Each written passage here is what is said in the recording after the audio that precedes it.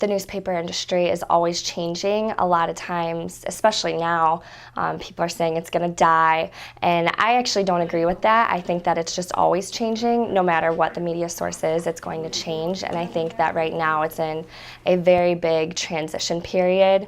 The Vidette's been trying to adapt to that by making our web presence a little more prominent, and I think that's our biggest challenge right now, that we're trying to build up to make it known that we are here to stay and the newspaper industry isn't going to die. I think maybe bigger picture in my first year or so, year and a half or whatever we're up to now, has been trying to put the emphasis of the digital, to emphasize the importance of the digital presence. I'm not sure we were maybe necessarily as strong there as we needed to be, knowing that the biggest segment of our market, college students, is not necessarily a big fan of printed pieces, whether they're newspapers, magazines, whatever. Right now we just did a web redesign, and it's lots of photos. We're trying to make that step to make it where there's a lot of videos too. People would rather watch something instead of read it, which is a little disappointing since we are a newspaper, but I think that in 20 years, newspapers are going to be very video heavy. We actually correlate a lot of our stories with social media, and our Facebook people and our Twitter people. They will, if we have a good photo gallery, we have a great story, they're actually going to tweet that, and they put a little link in there. A lot of our readers from the website come from our Twitter and Facebook people. They click on the link, and then they're starting clicking around on our website.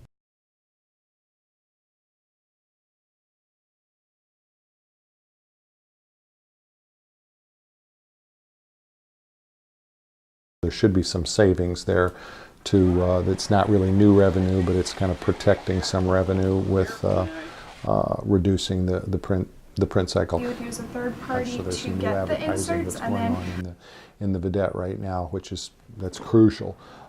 Is that driven by the 5 versus 4? Would that have happened otherwise? I can't really say. I do know that the Thursday paper, which we've designed to be more of a weekend edition, to serve several days more than just the one day, has created some interest as far as some of the downtown bars and places like that. We wanted to target the college audience a little bit more.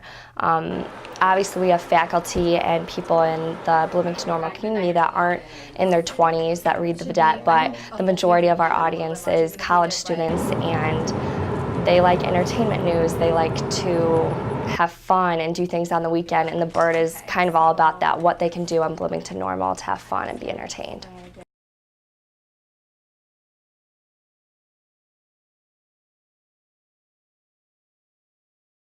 It's truly a student-run newspaper, and the editor and the advertising sales manager are really the two key players. I kind of like looking at the overall big picture, which I think is my main priority as editor. I get to suggest topics and suggest a lot of them. I don't have to focus on one and go out and get that story. I can name 5 off and be like, let's get this in the paper next week, and I can see it. It's nice to open the paper and see, oh, I drove that, I drove that. I do a lot of calling and saying, hi, my name's Kristina, and I'm a news reporter with the Daily Vidette, and trying to get interviews and get in to see the people that are going to know. So for instance, if I'm covering an event, contacting the person that's kind of directing the event, asking questions that relate to how this is going to affect the students on campus, and then transcribing that interview and putting it together with other facts that go along with the interview to kind of create an article that's going to be efficiently written and appealing for students to read. I cover anything from volleyball, soccer, baseball, all the sports, any public speaking events that happen around campus. I think it's given me a pretty good taste of what shooting for like an actual newspaper after I get out of college would be like, and it's been a lot of fun actually.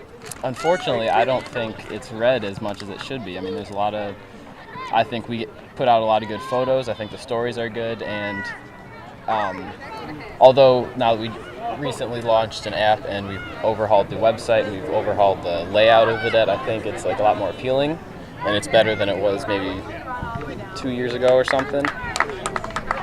but that's a step getting them into reading it more. But unfortunately, I don't think it's students don't appreciate it like they should.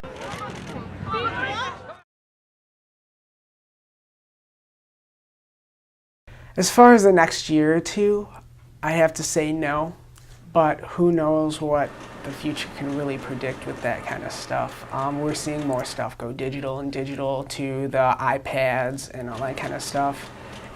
Do I feel in the future we're going to have paperless newspapers? I feel yes, we will.